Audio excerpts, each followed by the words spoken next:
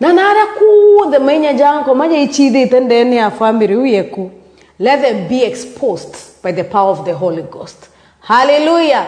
Thank you very much today. Turina a young, fiery man of God. Young and fiery man of God. Last Friday, aretroe ndani ya studio chetu one of the men of God I really respect in this land, Bishop David. Na kuringana na orendo wanene agitumiria ndera Bishop David, please allow me to have this young man of God kwa program ya Gukumia Meru TV on Sunday. Bishop Amboria, why not? And today we have him here.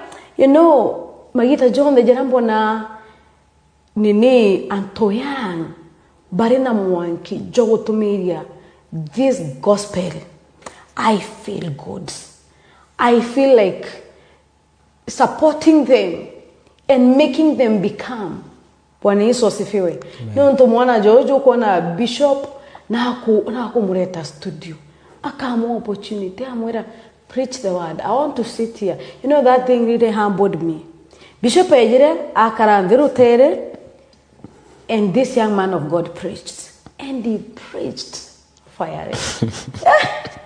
Hey, Bwana Yesu asifiwe. Amen. Hallelujah. Amen. Karibu sana ndani ya studio chetu cha Meru TV. Asante. Na imbiye mwadhani agotumira na njira nene. Amen. Ninto bakwithire mwadhani umonene. Amen. Na mbere wa mbere antumiri ndingienda kumenya apart from your father ni utubijida kuri who is your role model wa mbere Bishop David.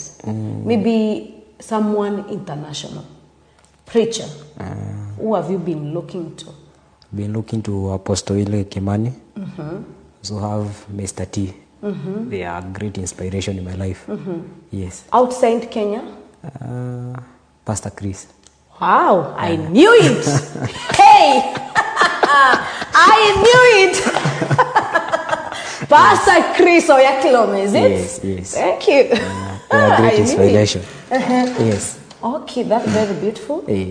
Na imbiji Murungu akomba kugukinyidia. Amen. Akomba kugukinyidia. Kuria kumbe okwenda gukinya. And still your bishop is there to support you. Sure. Na wewe encourage. So karibu sana. Uterote toro mwadhani. Amen. Bikana tuendeni ya Meru TV Gukumia show. Thank you. Amen. So watu wa Meru na wasalimu katika jina la Bwana. Bwana Yesu asifiwe. Yes, mimi naitwa Eric, nimeokoka, Yesu ni Bwana. Ameniokoa nikiwa kijana mdogo. Na hisi tu kumtumikia. Amen. Amen. Nafurahia wakati Glory umenipa tuweze kushiriki neno. Najua itakuwa ya baraka. Na najua Mungu atatubariki. Amen. Naweza penda tushiriki neno katika kitabu cha Second Chronicles chapter number 20 kuanzia mstari wa 2 kuteremka hapo chini, na najua Mungu atatubariki. Nitasoma na Kiingereza kisha tutaenda tukiinterpret na Mungu atatubariki. Biblia inasema ya kwamba some men came and told Jehoshaphat, a great multitude is coming against you from Edom, from beyond the sea, and beyond they are in Hazazotama, that is Engendi. Then Jehoshaphat feared and set himself to seek the Lord, and proclaimed a fast throughout all Judah. And Judah assembled to seek help from the Lord. From all the cities of Judea they came to seek God. And Jehoshaphat stood in the assembly of Judea and Jerusalem in the house of the Lord before the new court, and said, O Lord, God of our father, art thou not God in heaven? Dost thou not rule over all the kingdom of the nation? In thy hands are the power and mighty, so that none is able to withstand thee. Did thou not, O our God, drive out the inhabitant of this land from thy people Israel, and gave it from over the descendant of Abraham thy friend? And they had dealt in it, and they built thee in it a sanctuary for their name, saying, if evil comes upon us, the sword of judgment or pestilence or famine, we will stand before this house and before thee, for thy name is in this house, and cry thee in our afflictions, and thou wilt hear salve. And now behold, the men of Ammon and Moab and Mount Seir, whom thou wouldest not let Israel invade what they came from the land of Egypt, and whom they avoid did not destroy. Behold, the reward of us by coming to drive us out of thy possession, which thou hast given us to inhabit. O God, wilt thou not execute judgment upon them? For we are powerless against this great multitude that is coming against us. We do not know what to do, but our eyes are upon thee. Tutaruka twende mstari wa 17. The Bible says that you will not need to fight this battle. Take your possession, stand still, and thy victory of the Lord on your behalf, O Judah and Jerusalem. Fear not, and be not dismayed. Tomorrow go out against them, and the Lord will be with you. Amen. Amen. Asubuhi ya leo naweza taka tushiriki neno, tuseme tuongea tunachosema ya kwamba kumruhusu Mungu aweze kupigana vita zetu. Sababu kuna vita katika maisha ambazo tunapitianga, kuna mambo katika maisha ambayo tunapitianga, labda ni vita za kibiashara, labda ni vita za huduma yako inarudi chini, ama labda pia ni vita za familia, ama pia vita za kifedha. Na tukifika mahala pale tunaonanga ya kwamba ni kama Mungu hatupendi, ama kuna ile wazo ambalo tunakuwa nayo ni ya kwamba hizi vita zimekuwa mingi sana, na tunaanza kukata kauli, tunaanza kufanya mambo zingine ambazo hazifurahishi Mungu. Biblia inaongea kuhusu hadithi ya mfalme ambaye alikuwa ni mcha Mungu. Yule mfalme alikuwa anaitwa Yehoshafati, na Biblia inasema ya kwamba ikafika wakati adui wakamzunguka. Bwana Yesu asifiwe. Na Biblia inasema ya kwamba yule mfalme akawa na hofu sana, na akashangaa kashindwa atafanya nini. Lakini Biblia inasema ya kwamba katika ile mshangao yake kuna kitu ambalo walifikiria. Watu wa Mungu, nataka kuwaambia ya kwamba wakati uko katika changamoto za maisha, wakati uko katika ile hali ngumu ya maisha, nataka kukutia nguvu ni kuambie mruhusu Mungu aweze kupigana vita zako. Haijalishi ambayo unakuwa umekipitia, haijalishi shida zimekuwa namna gani, haijalishi ambavyo mambo yanakuwa, lakini ni kumruhusu Mungu aweze kupigana vita zako. Ningependa kukupeleka katika mambo mawili ama matatu ambayo itamruhusu Mungu aweze kupigana vita zako, na kupitia yale mambo najua kutoka siku ya leo vita zako lazima Mungu apigane. Bwana Yesu asifiwe. Jambo la kwanza mfalme Yehoshafati alifanya, aliuliza Mungu. The Bible says that he acquired from the Lord. Bwana Yesu asifiwe. So wakati tuko katika hali ngumu, wakati tuko katika changamoto za maisha, ni vizuri kuulizia, ni vizuri kuulizia kusudi la Mungu katika ile jambo. Ni vizuri kuulizia Mungu ambavyo anataka katika ile jambo gumu. Bwana Yesu asifiwe. Wakati hauna pesa, wakati unapitia mambo mangumu, inquire from the Lord. Ask direction from the Lord. Praise the name of the living God. It doesn't matter how the situation is, it doesn't matter how the challenge is, but the thing is, ask and consult from the Lord. Praise the name of the living God. Biblia inasema ya kwamba siku moja mfalme Ahab alipokuwa anataka kwenda kupigana vita, Biblia inasema ya kwamba alienda akauliza manabii wa uongo. Bwana Yesu asifiwe. Na wakati aliuliza wale manabii, Biblia inasema ya kwamba wakati alienda ile vita, alikufa katikati ya jeshi lake. Praise the name of the living God. Kwa hivyo ni vizuri kuuliza kusudi la Mungu katika ile jambo mzito ambalo unapitia. Ni vizuri kuuliza Mungu mapenzi ya Mungu katika hili jambo, katika hili jango nafaa kufanya nini. Bwana Yesu asifiwe. Yehoshafati akamuuliza Mungu, nitafanya aje? Kisha baadaye akaomba, akauliza Mungu, akaenda katika magoti, akaomba Mungu, akaambia Mungu, mimi siwezi pigana hii vita. Hii vita ni beyond my thoughts. Praise the name of the living God. And when we pray, there is a God to answer. Praise the name of the living God. When we pray, we gain strength in the Lord. Praise the name of the living God. When we go to our knees and pray to our Father, God fight our battles. It doesn't matter what you are going through. It doesn't matter the situation. It doesn't matter the challenge. But I want to encourage you, when you shall proclaim a praying lifestyle in your life, when you shall proclaim a fasting life in your life, God shall always win for your battles. Praise the name of the living God. Let us read in the book of 1 Chronicles chapter number 16, 1 Chronicles chapter number 16. And verses 11 tuone ya kwamba First Chronicles, the Bible says that seek the Lord and his strength, seek him, his presence continuously. Praise the name of the living God. When we seek God and seek him continuously, he is always there to answer our prayers. What I mean is that when we are in difficult things, wakati tuko katika hali ngumu za maisha, wakati tuko katika jangwa la maisha, wacha tutafute uso wa Bwana, wacha tumlilie Mungu. Yehoshafati akaenda katika magoti yake na akaita wana wote wa Juda, akawaambia, hii vita hatufai kupigana, hii vita si yetu, lakini ambalo tutafanya, tutaomba. Praise the name of the living God. Tutaomba. Kwa hivyo mtu ambaye anapitia mambo mangumu, mambo ya huduma, mambo ya kifamilia, mambo ya kifedha, labda ni karo umeanzia shule lakini hakuna jambo ambalo umepata tu karo ya muhula wa kwanza, lakini ujui ambavyo utaenda muhula wa pili. Wacha nikutie nguvu nikuambie,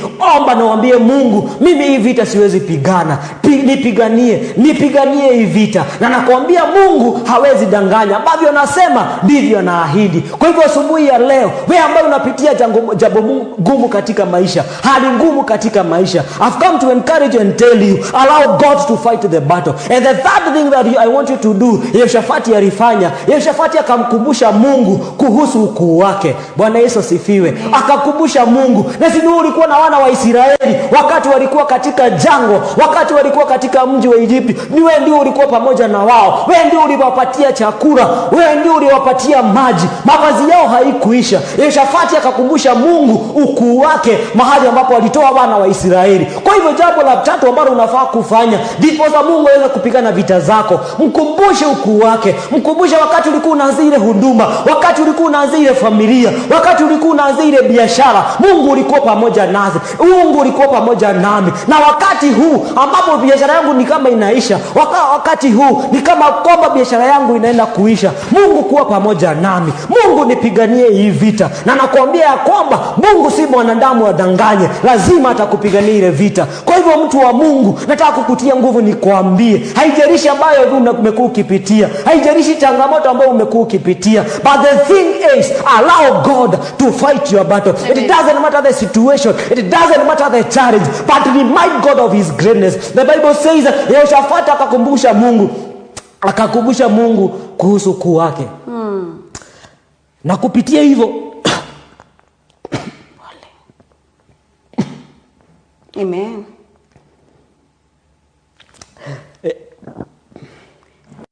Amen. Thank you very much. Mraidhirio mwega wa Meru TV, Yehoshafati akakumbusha Mungu ukuu wake. Wakati unapitia hali ngumu, ama wakati unakuta you have so many battles in your life, it is very important ukarikana unene bomwenenya murugu baba magita jonde jira wona no ukurukira kagita gako mukenda omba kwithira ukiona omba ni ndene ya muturejo waku no mwenka urikane inyere ndene ya Kristo. And the moment ukarikana inyere ndene ya Kristo ugomba kudhogichinda gukurukira that power, because the Bible says those that know their God shall be strong and do great exploit. Karibu sana. Asante. Kwa hivyo tunasema ya kwamba Yehoshafati akamkumbusha Mungu kuhusu ukuu wake. Akamkumbusha Mungu, akamwambia kwamba wakati wana wa Israeli walikuwa katika ile jangwa katika ule mji wa Egypt, Mungu alikuwa pamoja naye.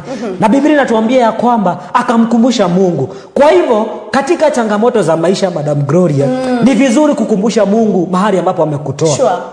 Wakati mambo yalikuwa mazuri, ni vizuri kukumbusha Mungu hadi wakati yatakuwa mabaya. Mambo yakiwa mabaya, kumbusha Mungu mahali ambapo amekutoa. Remind God of his greatness. Remind God mahali ambapo amekutoa. Na ukifanya yale mambo, lazima Mungu atakupigania vita zako. Sure.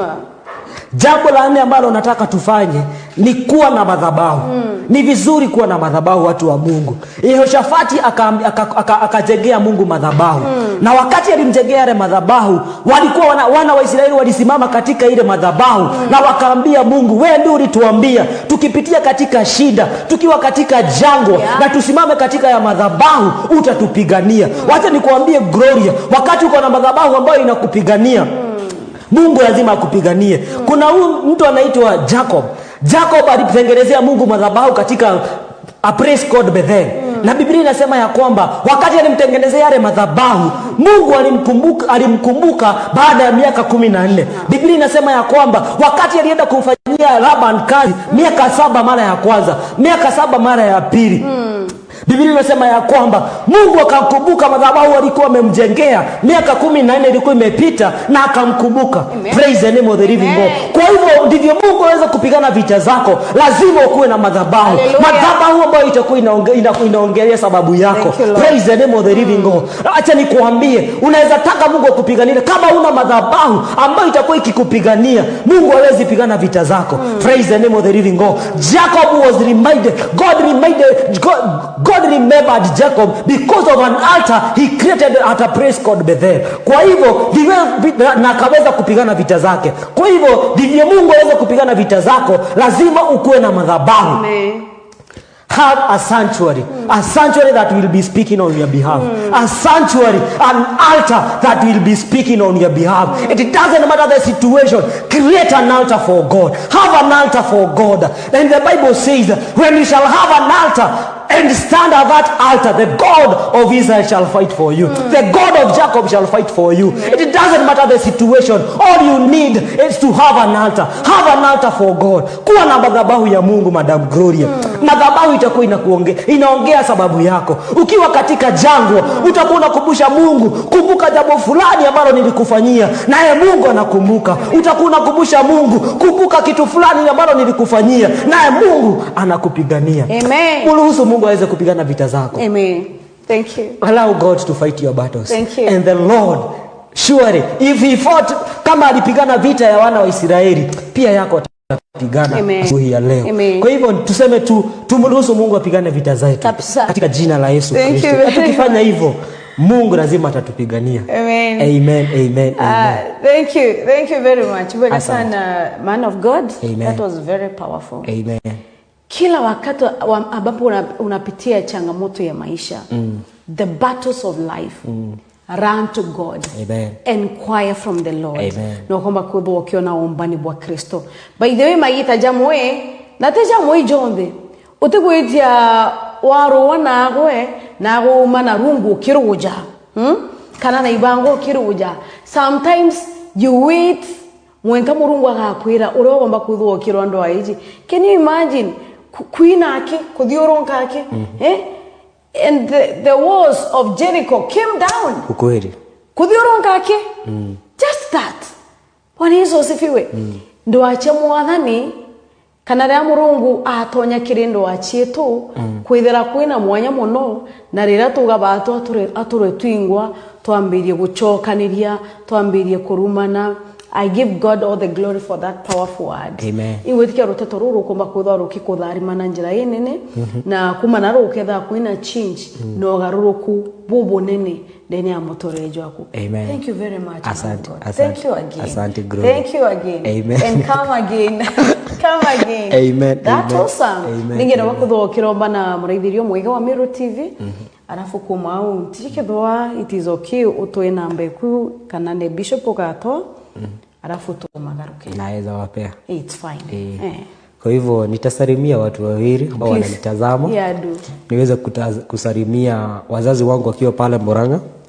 Mungu awabariki kwa kunilea na kunionyesha njia za Bwana. Amen. Nafurahia.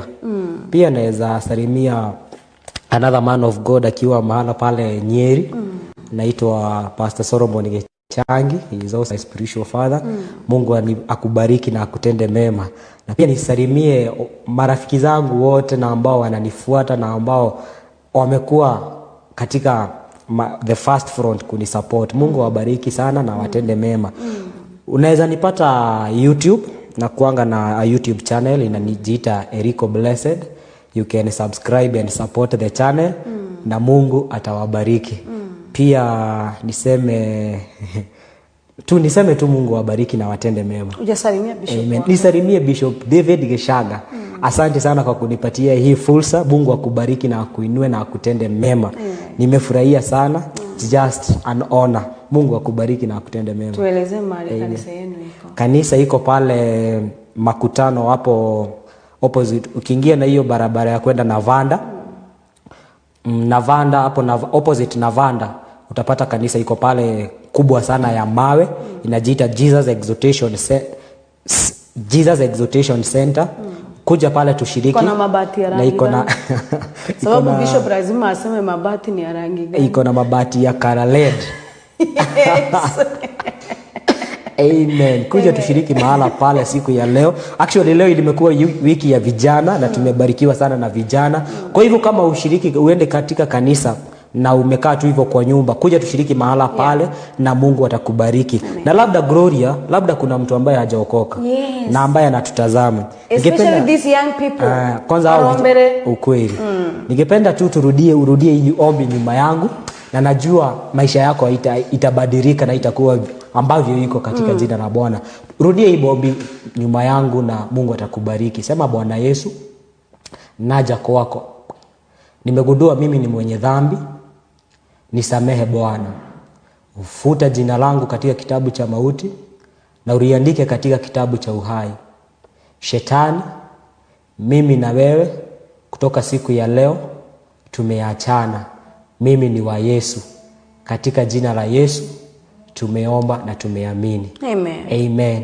Tafuta kanisa ambalo linahubiri Yesu na ambalo based in the word of God, na uweze kushiriki mahala pale na Mungu atakubariki. Nisema Mungu awabariki na watende mema, na nimefurahia sana Gloria. Sawa, tupe namba ya simu. Amen. Nambari yangu ya simu ni 0759 635 764. 0759 635 764. Amen. Amen. Amen. Amen. Thank you very much. Asante. Rithirio mwega wa Miru TV ukambitikire tumbe kuthwa tukiumagaruka anintini nyumiandareke itikuraja komba kuthwa ngichokera kairi nikenda tukithwa tugita na mbere. Thank you. Asante.